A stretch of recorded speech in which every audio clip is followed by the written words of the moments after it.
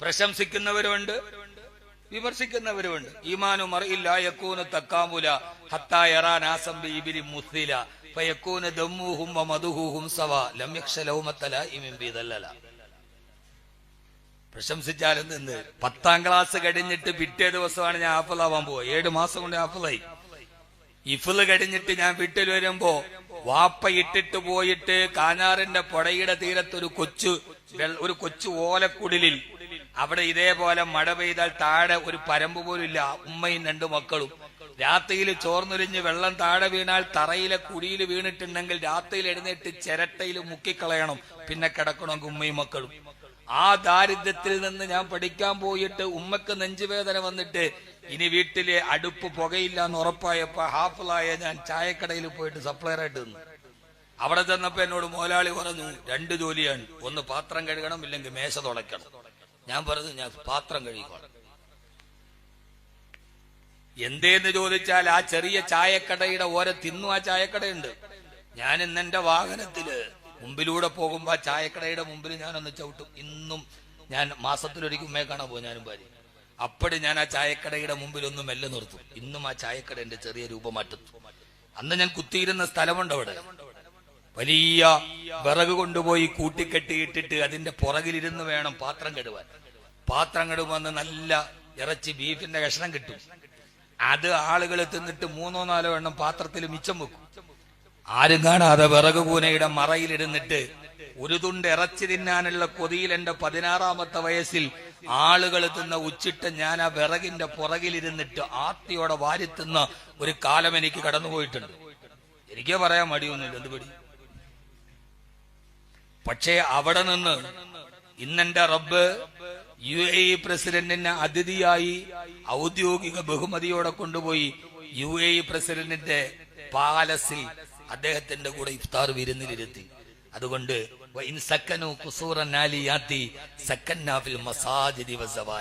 സഹോദരങ്ങളെ, പണം ഒരു മാനദണ്ഡമാക്കരുത്. പണത്തെ നിങ്ങൾ സ്നേഹിക്കരുത്. പണം മാനദണ്ഡമായാൽ അഷ്റഫ് അലി പറഞ്ഞല്ലോ, എന്റെ വയസ്സിന്റെ ഇടയിൽ ഞാൻ ഒരു ജന്മത്തെ സുഹൃതം ചെയ്തെന്ന്. അതെന്തുകൊണ്ടാണ്? മരിച്ചുപോയി വെള്ളത്തുണിയിൽ പൊതിഞ്ഞ് ഇവിടെ നിന്ന് എടുത്തുകൊണ്ട് പോകുന്നതിന്റെ ഇടയിൽ ഇവൻ ഈ ഭൂമിയിൽ ജീവിച്ചിരുന്നതിന് എന്ത് അടയാളം വേണമെന്ന് ചോദിച്ചാൽ പറയാൻ ഒരു അടയാളം വേണം. അതാണ് ഹംദാൻ ഫൗണ്ടേഷൻ.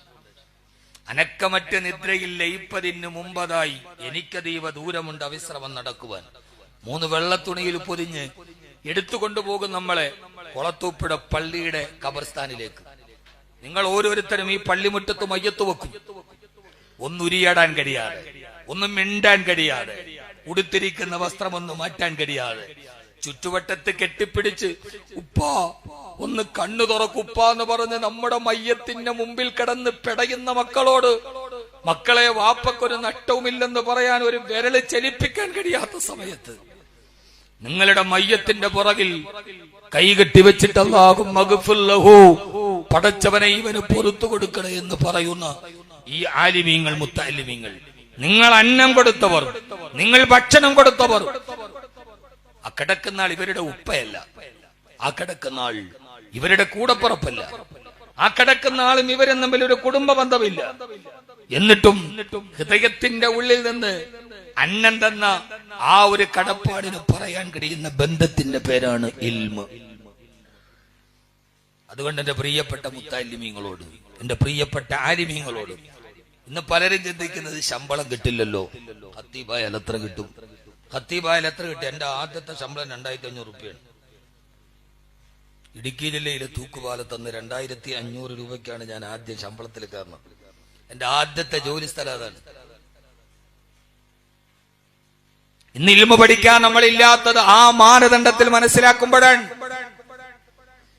ഇല്ല സഹോദര, അല്ലാഹു തന്ന ഏറ്റവും വലിയ അനുഗ്രഹം വകാന ഫളിലുല്ലാഹി അലൈക അളീമാ, ഏറ്റവും വലിയ അനുഗ്രഹം ഇതാണ്, ഇൽമാണ്.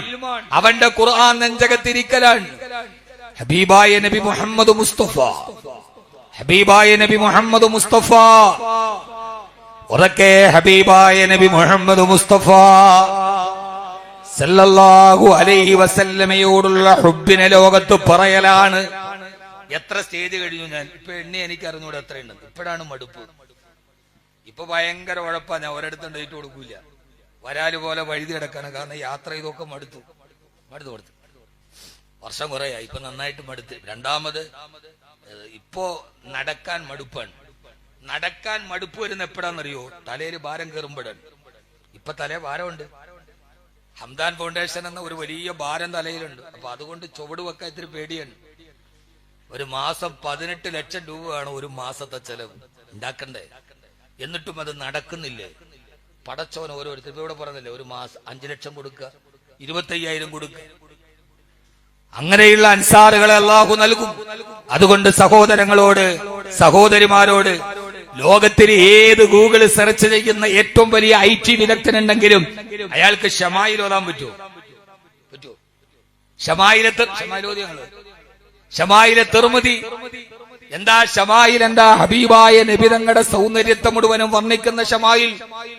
ഇതൊക്കെ പഠിക്കാൻ 1400 വർഷങ്ങൾക്കപ്പുറമുള്ള ഒരു മഹാവ്യക്തിത്വത്തെ കുറിച്ച് പഠിക്കാൻ അവസരം കിട്ടുക അല്ലാഹു നമുക്ക് തൗഫീഖ് നൽകട്ടെ.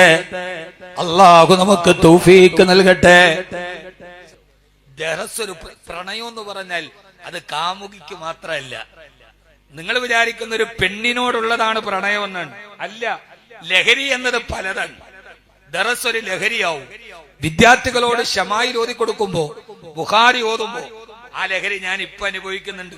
ബുഖാരി ദറസെടുക്കുന്ന ഞാൻ പ്രസംഗിക്കുന്ന ഒരു 10,000 ആളുകൾ തിങ്ങിക്കൂടിയ സദസ്സിൽ പ്രസംഗിക്കുന്നതിനേക്കാൾ വലിയ ലഹരി ബുഖാരിയുടെ ദറസെന്നെ മുത്തല്ലിമീങ്ങൾക്ക് എടുത്തു കൊടുക്കുമ്പോ ഞാൻ അനുഭവിക്കുന്നുണ്ട്.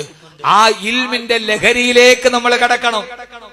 അതൊരു ലഹരിയായി നമ്മൾ കൊണ്ടുപോകണം. ആ ലഹരി പ്രണയത്തിന്റെ ലഹരിയാവണം. ചലങ്ങളൊക്കെ ചെയ്യൂലേ?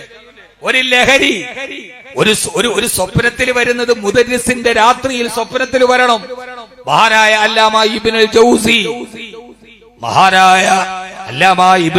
റളിയല്ലാഹു അൻഹു ആയിരക്കണക്കിന് കിതാബുകൾ എഴുതിയ മഹാരഥനാണ്. ഒരു ദിവസം ദറസ് എടുത്തുകൊണ്ടിരിക്കവേ ഒരു അറാബിയായ മനുഷ്യൻ വന്ന് ചോദിച്ചു അല്ലാമ ഇബ്നുൽ ജൗസി റഹിമഹുല്ലാഹയോട്, കുല്ല യൗമിൻ ഹുവ ഫീ ശൈഇൻ ഫബിഅയ്യി ആലാഇ റബ്ബികുമാ തുകദ്ദിബാൻ. എല്ലാ ദിവസവും അല്ലാഹു ഓരോ ജോലിയിലാണെന്നല്ലേ? എന്നാൽ അല്ലാഹു ഇപ്പോൾ ചെയ്യുന്ന ജോലി എന്തെന്നൊന്ന് പറയുമോ ഇബ്നുൽ ജൗസി? ലോകം കണ്ട പണ്ഡിതനോടാണ് ചോദ്യം. ആ ചോദ്യം സദസ്സിന്റെ ഉള്ളിൽ നിന്ന് ഇബ്നുൽ ജൗസി റഹിമഹുല്ല പറഞ്ഞു അത്രേ, എന്താണെന്ന് പറയാൻ ഇപ്പൊ കഴിയില്ല, പിന്നീട് പറയാം. അതാണ് ഏറ്റവും വലിയ ഇൽമ്. ഏറ്റവും വലിയ ഇൽമേല നോക്കിയിട്ട് പറയാന്ന് പറയലാണ്. ഇത് വന്ന് ചോദിച്ചാണ് നമ്മളെ മസല റെഡിയാ. അപ്പൊ അതിനകത്ത് കിതാബും വേണ്ട, നെക്കിലും വേണ്ട, ഒന്നും വേണ്ട. എല്ലാരും നോക്കുക, പറയുക. തഹ്ഖീഖ് വേണ്ട, ഒന്നും വേണ്ട. ഏറ്റവും വലിയ ഇൽമ് നോക്കിയിട്ട് പറയാം, ഞാൻ പിന്നീട് പറയാം. അല്ലാമ ഇബ്നു ജൗസി റളിയല്ലാഹു തആല വലിയ മഹാപണ്ഡിതനാണ്. പടച്ചോനെ അപ്പ പറഞ്ഞില്ലെങ്കിൽ മൂല്യാർക്ക് തിരിയൂലെന്ന് പറയൂല്ലോ. ഇല്ല, ഞാൻ നോക്കിയിട്ട് പറയാം. വലിയ സദസ്സിൽ വെച്ചാ ചോദ്യം, വലിയ ദറസാണ്. മഹാനായ അല്ലാമ ഇബ്നുൽ ജൗസി റളിയല്ലാഹു അൻഹു വീട്ടിൽ പോയി ആലോചിക്കാൻ തുടങ്ങി. ഉത്തരം കിട്ടുന്നില്ല. ഒരു ദിവസം കഴിഞ്ഞു, ചോദ്യകർത്താവ് പിറ്റേ ദിവസം ചോദിച്ചു, ഉത്തരമില്ലേ? ഇല്ല. രണ്ടാമത്തെ ദിവസവും കഴിഞ്ഞു, രണ്ടാമത്തെ ദിവസവും ഇല്ല. മൂന്നാമത്തെ ദിവസം ഇനി എങ്ങനെയാ സദസ്സിനെ ഞാൻ അഭിമുഖീകരിക്കുമെന്ന് കരുതി അല്ലാമ ഇബ്നുൽ ജൗസി റളിയല്ലാഹു അൻഹു ഒരു മസലയ്ക്ക് ഉത്തരം കിട്ടാറ് പതിരാ സമയത്ത് തന്റെ ദറസിന്റെ മകളിൽ ഉറങ്ങുമ്പോഴാണ്. ആ ദിവസത്തെ ഉറക്കത്തിന്റെ ഉള്ളിൽ വന്നു മഹാനായ ശഫീഉൽ വറാ നബി മുഹമ്മദ് മുസ്തഫ സല്ലല്ലാഹു അലൈഹി വസല്ലമ. സാധാരണക്കാരോടും സാധാരണക്കാരികളോടും പണ്ഡിതന്മാരോടുമെല്ലാമുള്ള ഈ സദസ്സ് ഞാൻ അവസാനിപ്പിക്കുകയാണെന്നത്തെ രാത്രിയിൽ അല്ലാഹുവിന്റെ റസൂൽ കനവിൽ വന്നു. എന്നിട്ട് പറഞ്ഞു, അല്ലാമ ഇബ്നുൽ ജൗസി മറുപടി പറയാൻ കഴിയാതെ വിഷമിക്കുകയാണോ? കുല്ല യൗമിൻ ഹുവ ഫീ ശൈഇൻ, എല്ലാ ദിവസവും അല്ലാഹു ജോലിയിലാന്ന് പറഞ്ഞാൽ അവിടെ തഫ്സീർ തന്നെ. ഫീ കുല്ലി വഖത്തിൻ വഹീനിൻ, ഓരോ സമയത്തും ഓരോ സെക്കൻഡിലും എന്നാണ്. ഈ സമയത്ത് അല്ലാഹു ഏത് ജോലിയാന്ന് ചോദിച്ചവരോട് മറുപടി പറഞ്ഞോളൂ. ഇന്നല്ലാഹ യർഫഉ അഖ്വാമൻ വയഖ്ഫളു ആഖരീൻ. ഈ സമയത്ത് അള്ളാഹുവിന്റെ ജോലി. ഒരാളെ അള്ളാഹു ഉയർത്തുന്നുണ്ട്, ഒരാളെ താഴ്ത്തുന്നുണ്ട്. അതാണ് പടച്ചവന്റെ ഇപ്പോഴത്തെ ജോലി എന്ന് മറുപടി പറഞ്ഞോളൂ എന്ന് അല്ലാമ ഇബ്നുൽ ജൗസിയോട് മറുപടി പറഞ്ഞു അത്രേ. സന്തോഷത്തോടെ ചാടി എഴുന്നേറ്റു. ആരാണ് കനവിൽ വന്നത്? ആരാണ് കൽബിൽ വന്നത്? ആരാണ് മസ്അല പറഞ്ഞു കൊടുത്തത്? ആരാണ് ദർസ് എടുത്തു കൊടുത്തത്? മസ്ജിദുൻ നബവിയുടെ മുദർരിസ് അല്ല, മസ്ജിദുൽ ലാഹൂത്തിന്റെ മുദർരിസ്. ഫീ കാബ കൗസൈനി രനാഉ വറആ അജായിബ ആലമിൽ മലകൂതി വസറായിറൻ നാസൂതി വൽ ജബറൂതി. ഐന മുദർരിസ മസ്ജിദിൽ ലാഹൂതി കമ്മിൽ ദുന്നീൻ ഹവാഹുലുമാ സല്ലു അലൈഹി വസല്ലിമു തസ്ലീമാ. മസ്ജിദിൽ ലാഹൂത്തിന്റെ മുദർരിസാണ് രാത്രിയിൽ മസ്അല പറഞ്ഞു കൊടുത്തത്. രാവിലെ സുബഹി നിസ്കാരം കഴിഞ്ഞത് അല്ലാമ ഇബ്നുൽ ജൗസി റഹിമഹുല്ലാഹ് വിളിച്ചു, എല്ലാവരും വാ.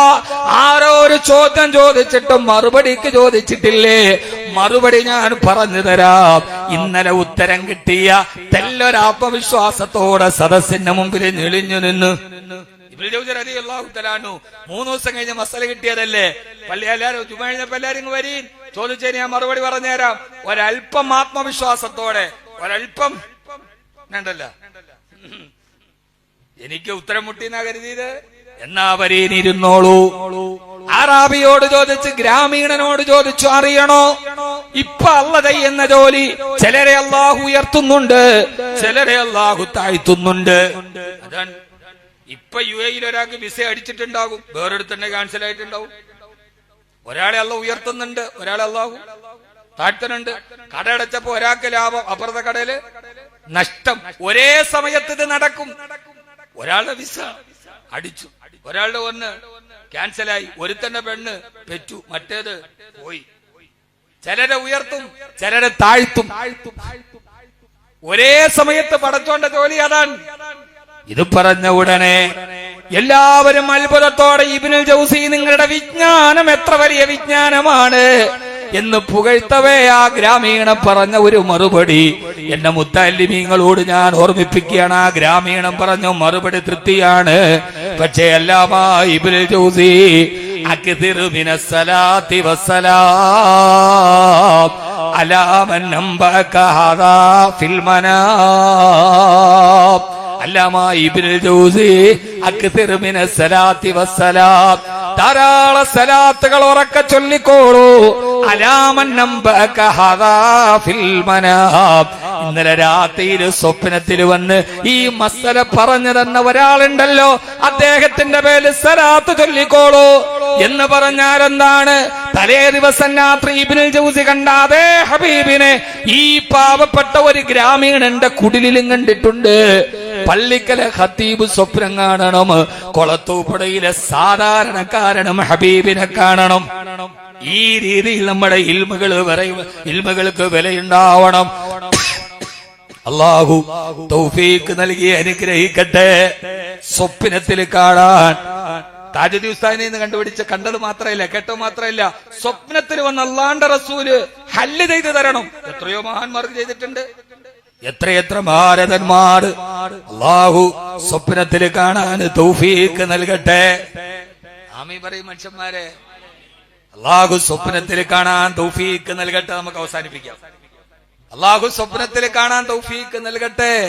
ഹയ്യിൽ കയ്യൂമായവരിൽ ഹംദുകളോതി ഹബീബവരിൽ ഹാമീമൈൻ സീന ഖാഫദിനിൽ ആമന്നാ ബിറസൂലില്ലാഹി ഹസ്ബി റബ്ബി.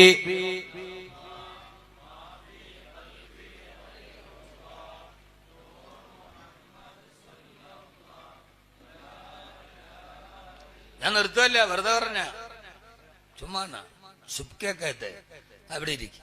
ഇനി എല്ലാവരും അവസാന സദസ്, ഒരു നാടിന്റെ വലിയ സന്തോഷത്തിന്റെ സമാപന സദസ്. നമുക്ക് അല്ലാഹുവിന്റെ ഹബീബിനെ സ്വപ്നത്തിൽ കാണാൻ ഈ റബി അല്ലാഹു തൗഫീഖ് നൽകട്ടെ.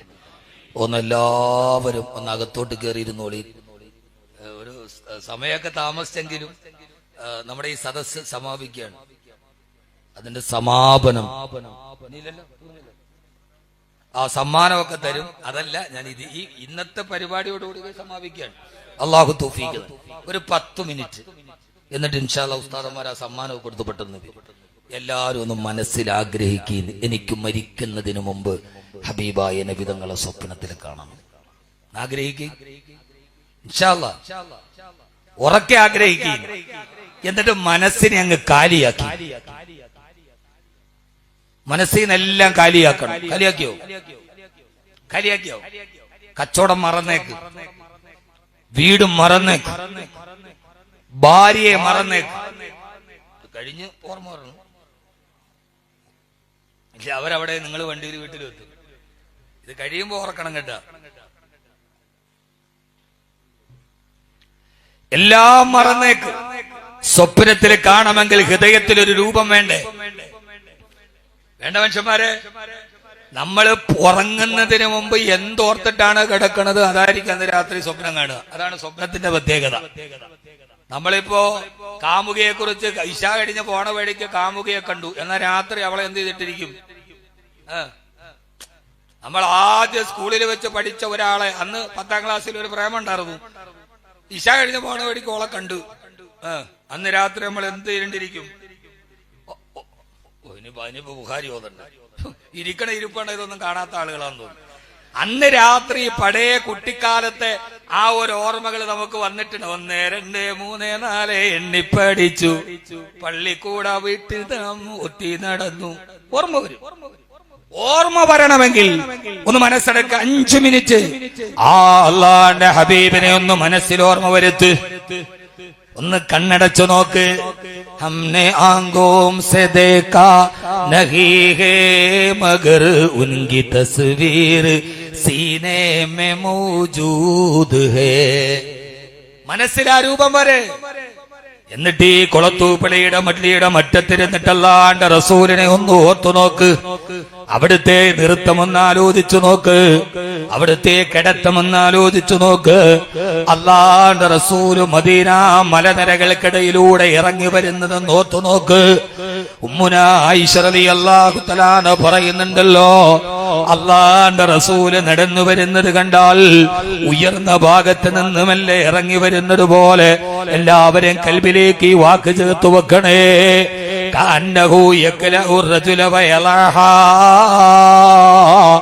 ഒരു കാലെടുത്ത് മുമ്പോട്ട് വെച്ചാൽ അതേ സമീകൃത അകലത്തിൽ തന്നെ അടുത്ത കാലുകൾ എടുത്തോട്ട് വെച്ച് പ്രാവിൻ കൂട്ടങ്ങൾ പോകുന്നത് പോലെ ഹബീബ് നടക്കു വരുന്നത് കണ്ടാൽ തോന്നാറുണ്ടത്രേ. അവിടുത്തെ കൈവെള്ളക്ക് എന്തോ ഒരു മൃദുലമാണ്. ഹരീരൻ അല്യനമിന് കഫി റസൂലില്ലാ. എന്റെ ഹബീബിന്റെ കൈവെള്ളയേക്കാൾ മൃദുലമായൊരു പട്ടുവസ്ത്രത്തിൽ എന്റെ കരസ്പർശമുണ്ടായിട്ടില്ലെന്ന് അനസ് റളിയല്ലാഹു തആല പറഞ്ഞ ഹബീബിന്റെ കൈവെള്ളയൊന്ന് ആലോചിച്ചു നോക്ക്. അവിടുത്തെ കൈവിരലുകളുടെ ഇടയിൽ സമീകൃതമായ അകലമായിരുന്നല്ലോ. അല്ലാഹുവിന്റെ റസൂലിന്റെ കാൽവിരല് ഒരേപോലെയായിരുന്നല്ലോ. ഹബീബിന്റെ കൽപ്പാടത്തിന് അടിയിൽ ഏറ്റക്കുറച്ചിലില്ല, അത് മുഴുവനും ഒരേ സമതലത്തിലാണല്ലോ. ഹബീബിന്റെ കൽപ്പാടത്തിന് മുകളിൽ അല്പം വെള്ളമൊഴിച്ചാൽ ആ വെള്ളം മുഴുവനും ഒരു തടസ്സമില്ലാതെ ഒഴുകി വരുമല്ലോ. അവിടുത്തെ കണങ്കാല് കണ്ടാല് അത്ഭുതമായിരുന്നല്ലോ. ആ ഹബീബിന്റെ കവിൾത്തടത്തിന് എന്തോ ഒരു സൗന്ദര്യമാണ്, അവിടുത്തെ കണ്ണുകൾക്ക് എന്തോ ഒരു ചന്തമാണ്. ഹബീബിന്റെ വേർപ്പിനും സുഗന്ധമാ, ഹബീബിന്റെ ശരീരത്തിനും സുഗന്ധമാ. എന്റെ പ്രിയപ്പെട്ട ഹബീബിന്റെ ഉയർന്ന നാസികയുണ്ടല്ലോ, അവിടുത്തെ തലമുടികളൊന്നു നോക്ക്. കെട്ടിപ്പിണഞ്ഞതല്ല, ജടപിടിച്ചതല്ല, കൂടിക്കലർന്നതല്ല, തലമുടി മുഴുവന് സമീകൃതമായ അകലമായിരുന്നല്ലോ. ആ ഹബീബ് തലയിൽ എണ്ണ വെക്കാറുണ്ട് ഇടക്കിടക്ക്. ആ എണ്ണ വെച്ചിട്ടതിന്റെ മുകളിൽ ഒരു തൂവാല കൊണ്ട് മൂടാറുണ്ട്.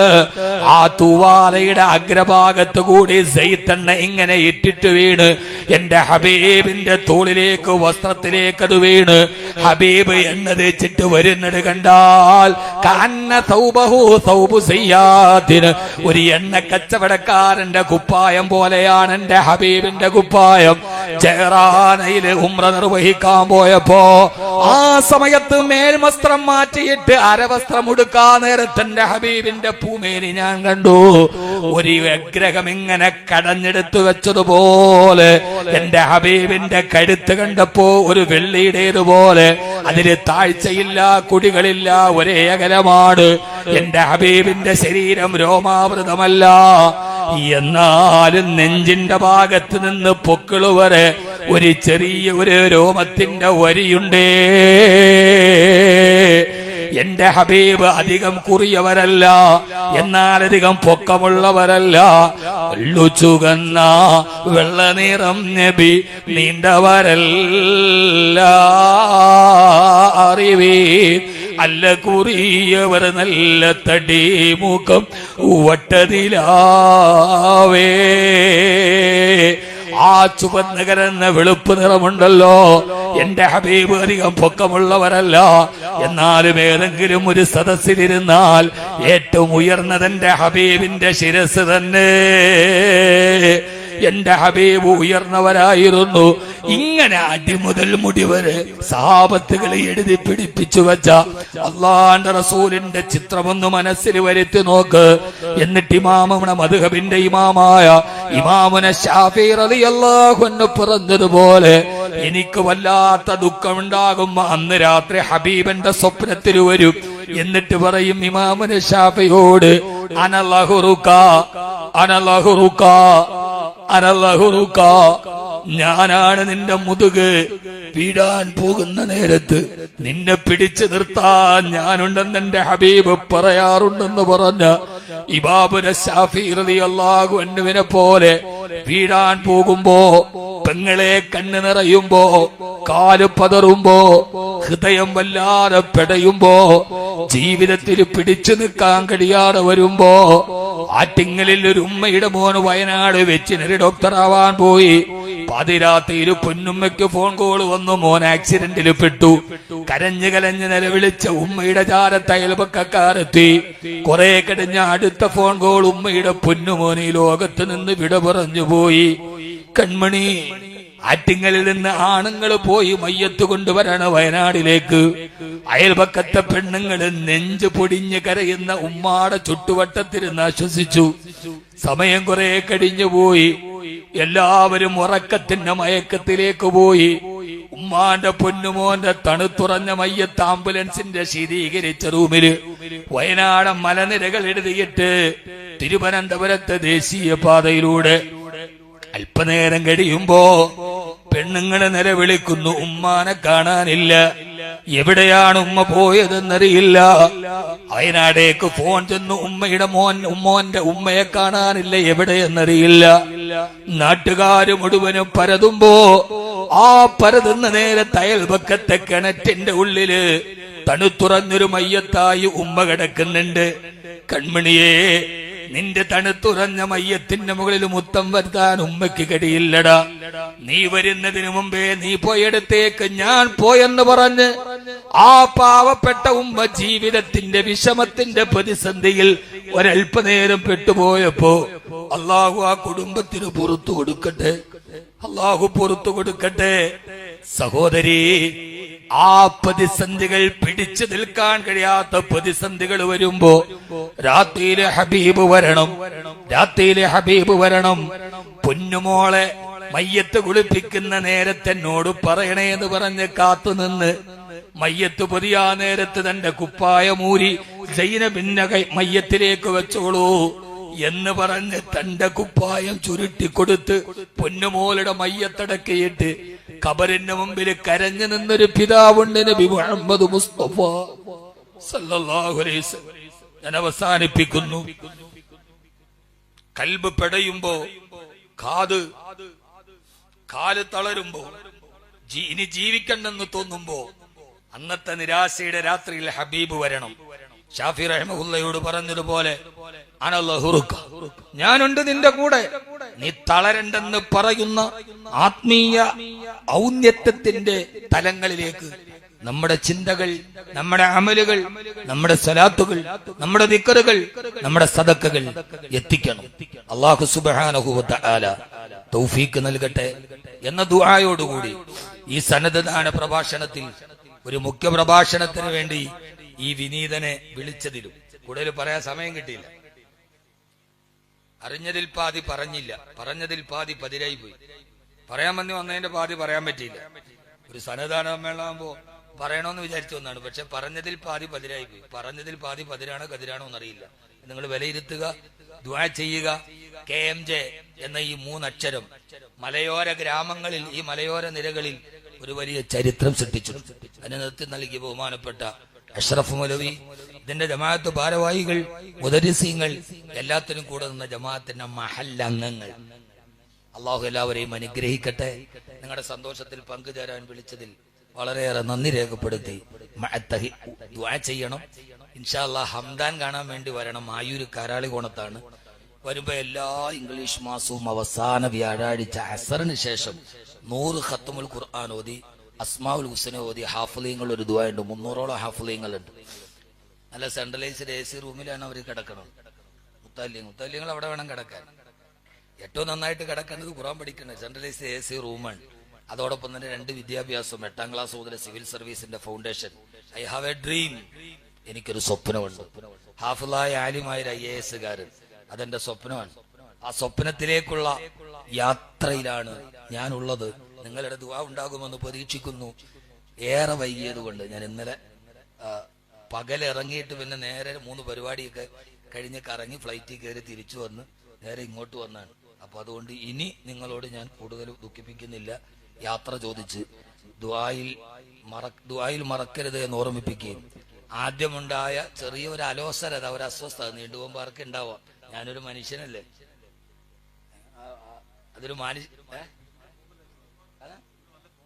പിന്നെ നല്ല ഫോമിലായി. അള്ളാഹു നമ്മളെ സ്വീകരിക്കട്ടെ.